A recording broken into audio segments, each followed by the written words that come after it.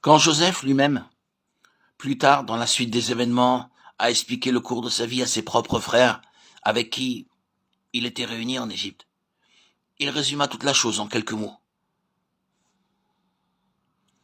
Lorsqu'il dit « Dieu m'a envoyé devant vous pour préserver la vie », Genèse 45:5, fragmentez-la en deux, et vous avez toute la fonction de Joseph, devant vous, en avance sur vous, pour préserver la vie.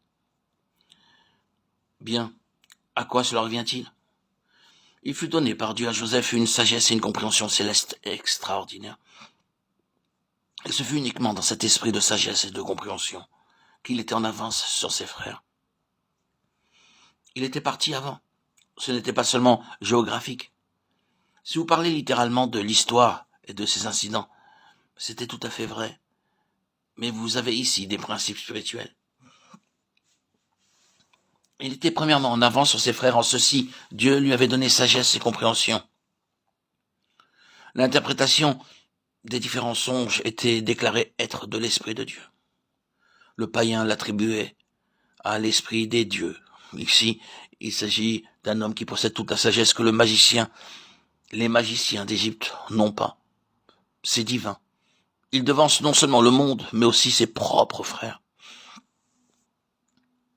Et étant en avance en sagesse et en compréhension, il avait le pain, dont non seulement il manquait, mais dont ils avaient aussi besoin pour leur survie même. Voyez-vous à présent sa fonction, le vrai cœur de la vie de Joseph. Ainsi, parce qu'il avait l'esprit de sagesse et de compréhension, le don de Dieu du discernement et de la connaissance, et parce qu'il avait de ce fait le pain de vie, il devint le lien entre la condition tragique de ses frères et le plein dessein de Dieu à leur égard. Je pense que c'est extrêmement impressionnant. Quelle leçon.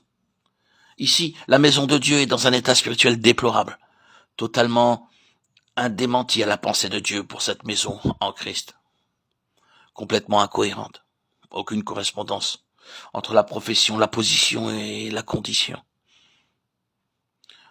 C'est ce qui est d'une part. De l'autre, il y a la pleine pensée, l'intention de Dieu pour son peuple, pour son Église. Une Église vivante, une Église bien nourrie, d'abondante nourriture spirituelle florissante. Il y a un grand fossé entre les deux, n'est-ce pas vrai ? C'est vrai aujourd'hui comme ce le fut au temps de Joseph. Je pense que c'est encore plus vrai. Dieu a besoin d'un pont au-dessus de ce fossé. Dieu a besoin que quelque chose s'interpose pour être son lien entre la condition pathétique, tragique et triste de tant de personnes de son propre peuple et ce qui est sa pensée pour eux. Et Joseph est l'homme sur le fossé.